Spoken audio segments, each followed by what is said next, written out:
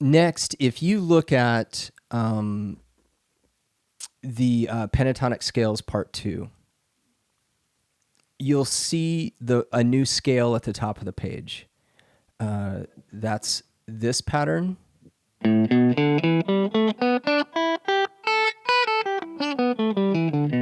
Again, you want to key into where the root notes are and where the thirds are. Remember, we've been bending this guy already, and this one. Now we're going to have a different look at the neck, because instead of seeing things on this diagonal, we're going to engage on some of the lower strings.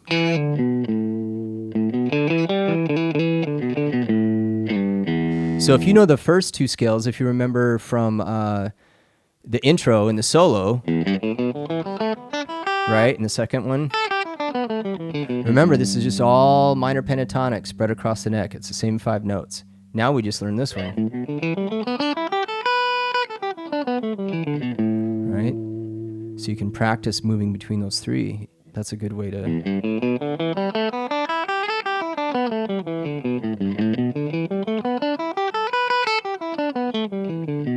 And we've got the diagonal. So now we're really mapping out the neck and opening up even more options. But we're not adding any notes. It's the same 5 notes. Our thirds are still where we're going to play around. Now we're just going to open up the neck a little bit and see it a little differently. So if you work on that scale, just that first scale, that new shape at the top of the page, and then you look at the page called Minor Pentatonic Drills Part 2. This is kind of what we did earlier, where we do it double picking.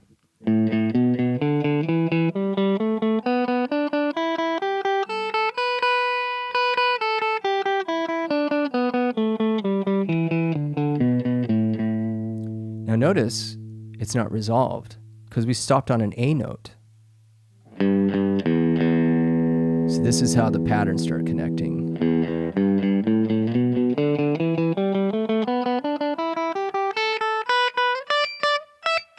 See how I just integrated that new shape into the first scale you learned?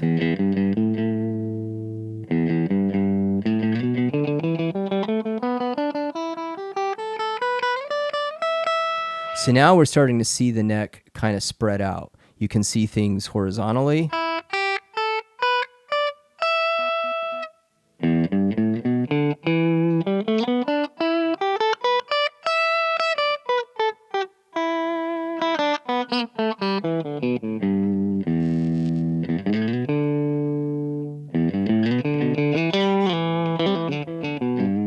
So all I'm doing is moving between these scales, and that's a really good way for you to practice, is just make a weird little game out of like, hey, what if I had to play everything horizontally? What if I'm in the cut through and then I decide to go down on one string? You're going to see more of that stuff kind of pop up into the licks that we look at.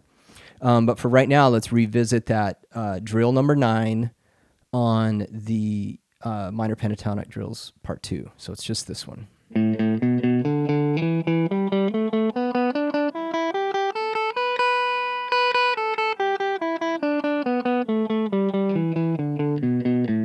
And you could resolve it if you want to. You could go back up or walk down, whatever you want. Or you could just work on the pattern as... and just stopping there. But know that the resolve is on the E note. And again, this isn't about speed. It's not about doing this really fast. It's about looking at the neck in a new way, developing the right hand a little bit, getting consistent with that.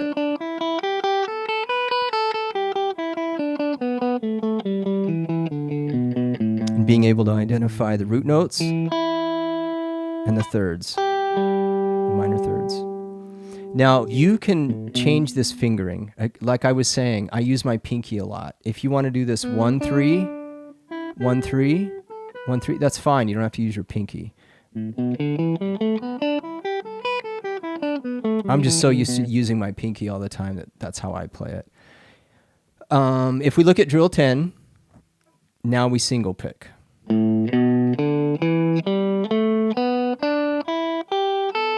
I have you stop there and then come down. Again.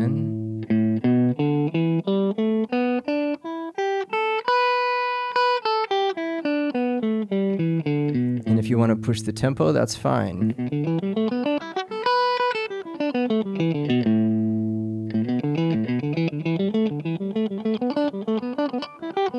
You know, you can mix this up any way you want. Just know that it's just the 5 notes that we're starting to spread across the neck. The problem that I had and that I see a lot of people have is we learn the patterns and we just think if we're playing through the patterns, it's all going to work out, but we're not paying attention to what notes we're playing out of the scales over what chords. We're just kind of pausing in weird places, or we are just playing notes, really. And sometimes you can get away with that. Sometimes it's, if you want to just burn and play something really fast, you can put the pedal down, but you want to be aware of where you are in the progression so you're not stopping on a weird note over a chord. So that's why I'm trying to pull things back a little bit. Now let's look at hammer-ons and pull-offs. So if you look at drill 11, pick, hammer, pick, hammer.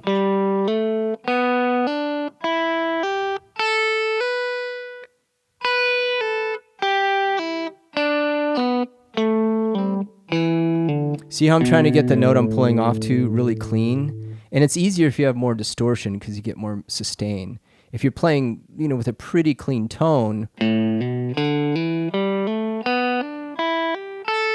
it's not easy to get those notes to ring.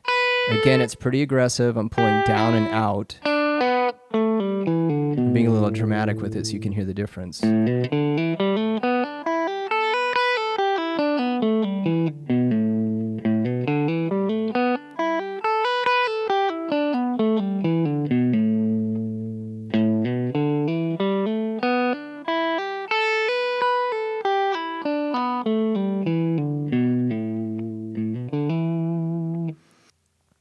Okay, so let's look at idea 8.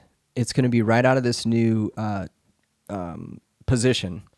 So we're going to have a little bit of a stretch. Whether you do it with 1 and 4 or 1 and 3 is up to you. But you're going to have a hammer. You're going to find an E note. Before we were finding E here, here, and here. Now we're going to find E on the 2nd string.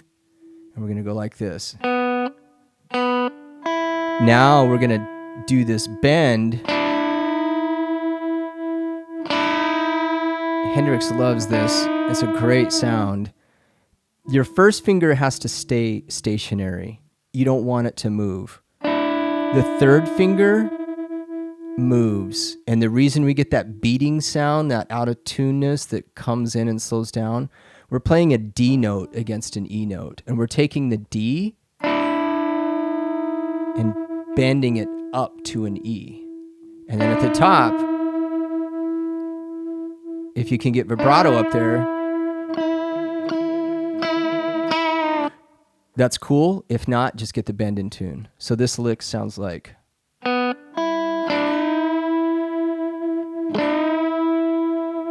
So. And we let it ring. So let's do this with a rhythm idea that we already know. Let's kind of simplify it a little. Let's just do these chord shapes, like rhythm idea number 2. This thing, where we're just looking for those chords and letting them ring, so we don't have to think too much about muting or kind of moving around frets, since we're going to hone in on this new position. Okay, so we're going to do example 2 with this new idea 8. Here we go.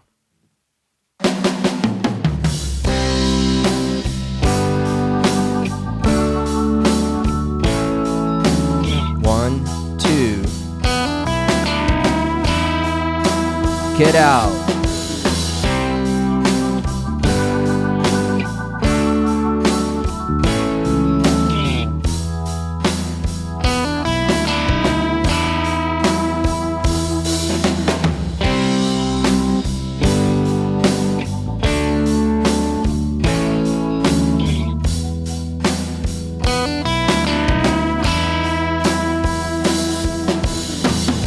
Okay, now this time, let's go back to rhythm 1.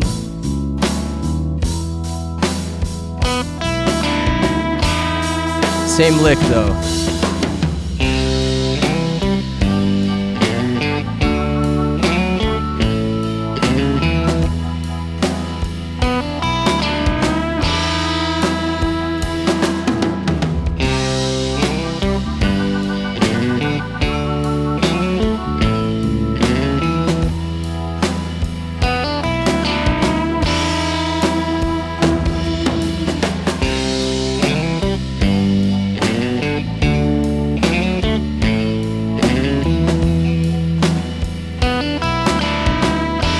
Now right there, I hung out on this E note after the A, and it's an E note that works over the lick. You can sit there, now go. But you can't always do that when you're just playing the chords.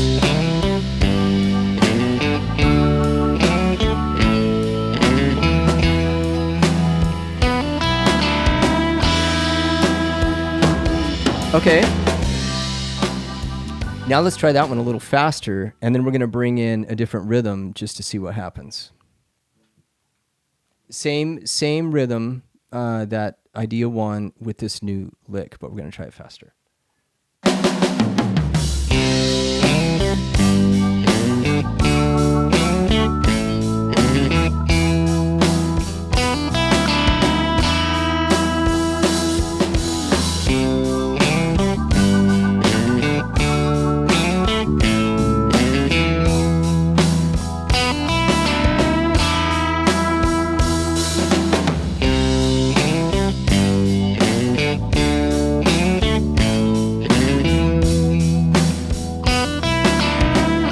Now let's try rhythm 3. Just those triads on the top.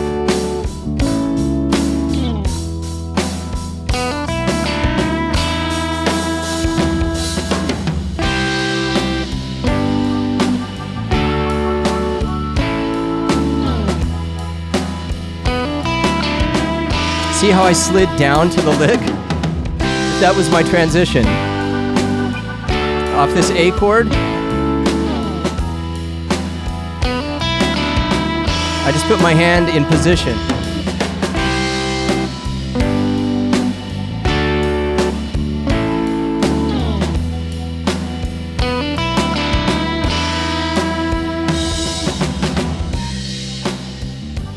Okay, now let's take that high triad thing that we were doing. It's when we were sliding into it like this. Example 8.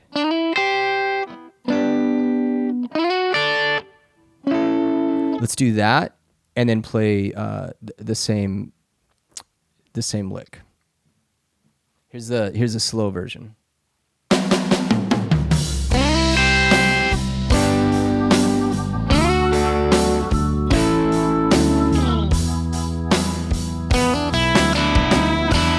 These bends are tricky, so keep working on it.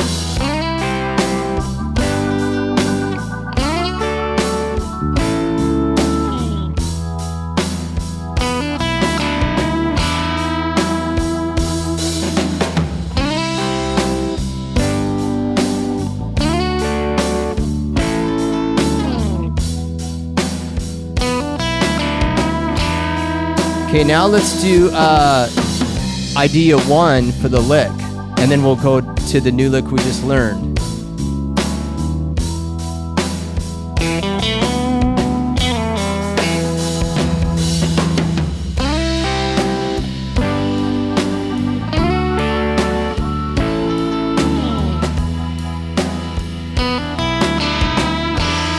Same thing, but idea 1.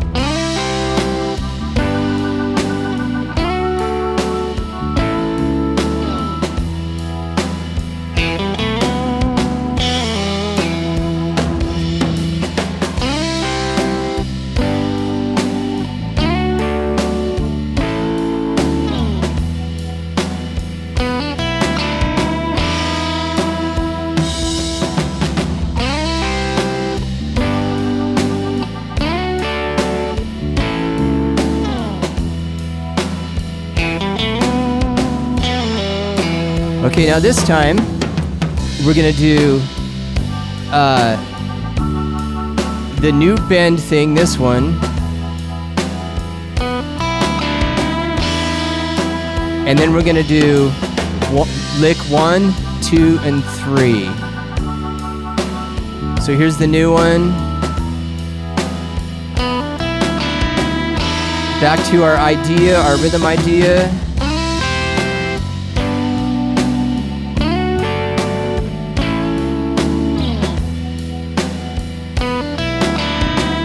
Next time we go back to idea 1.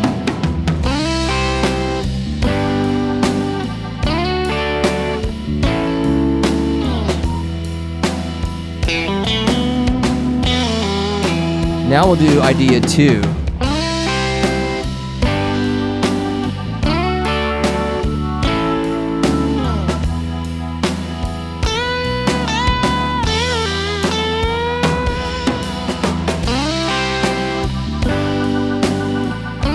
Idea 3.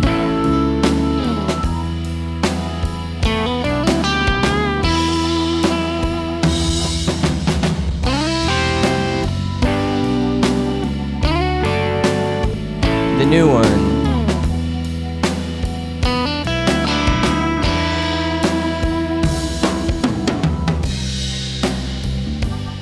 Okay, so now we're starting to piece more and more things together, and you can see how many options you have as a rhythm player, as the lick guy, and how you start to mix it up.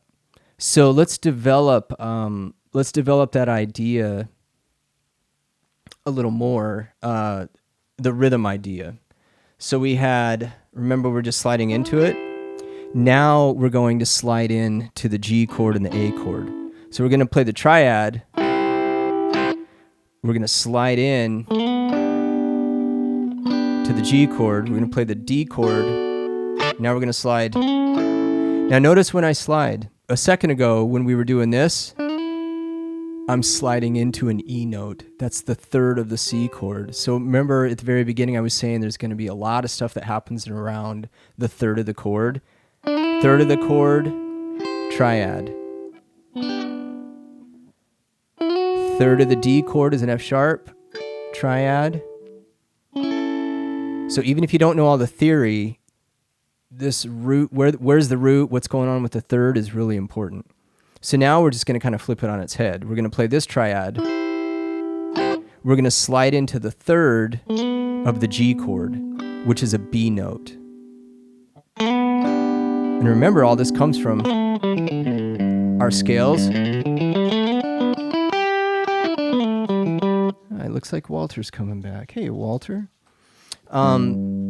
So we're targeting the third of the chord as our entrance into the chord. So on the G, that chord, we're sliding into the third, hitting the chord. All right. So let me play this example 9, the rhythm part. It's going to look and sound like this. Triad.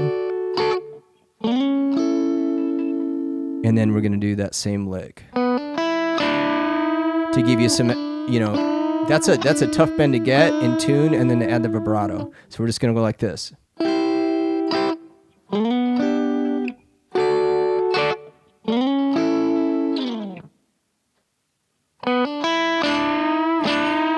I think that'll be enough for right now. Idea 8, example 9 for the rhythm.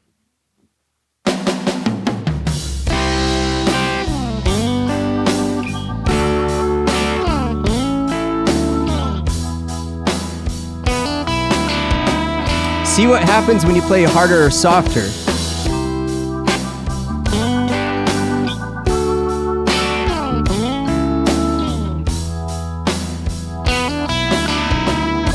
Softer, now harder. Back off, hard. Back off, hard. That's where the dynamics and the phrasing are going to really come into play, that you'll hear in Hendrix and Mayer, and every great guitar player controls the dynamics with their hands. It's not easy to do, and you have to kind of force yourself to do it when you're practicing to find out how far you can go with it and when to back off.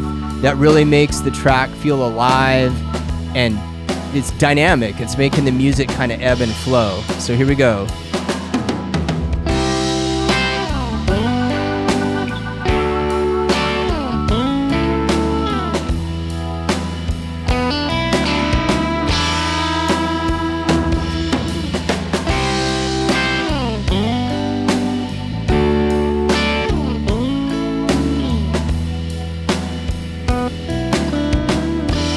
I'm just trying to be real dramatic with you to give you an idea of how you should be thinking about this. We're not just playing, it's not a jigsaw puzzle of paint by numbers, right note, right, like all on, all off. It's not binary.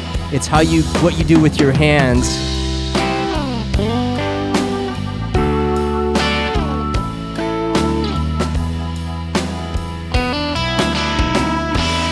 couple more times.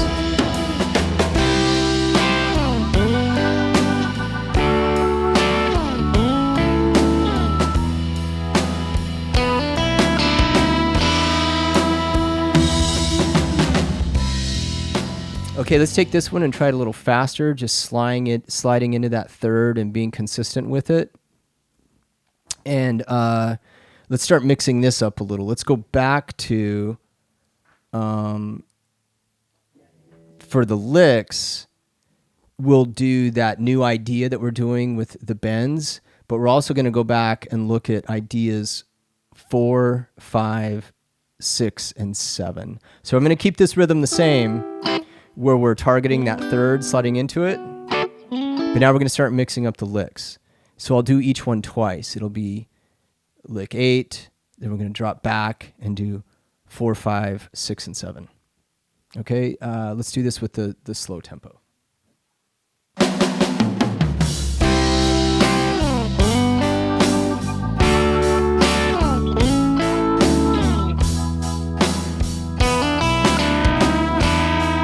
One more time.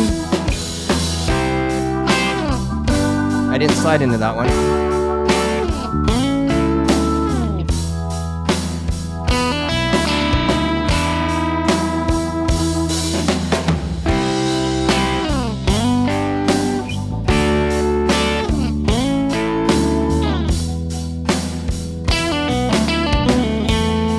That was idea 4.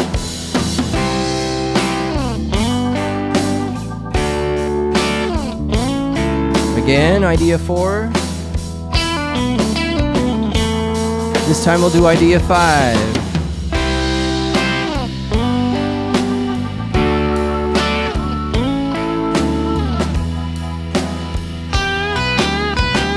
Next time I'll play that idea softer.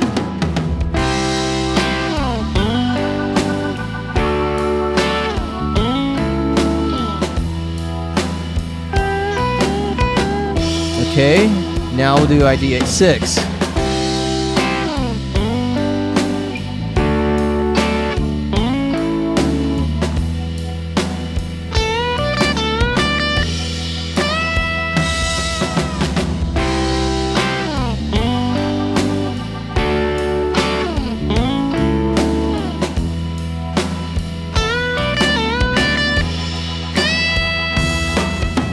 This time I'll play that lick softer.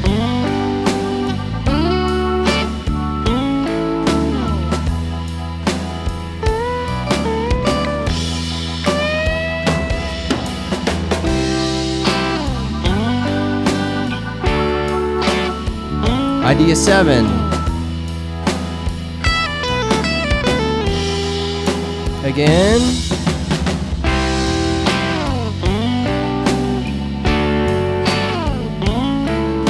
Harder.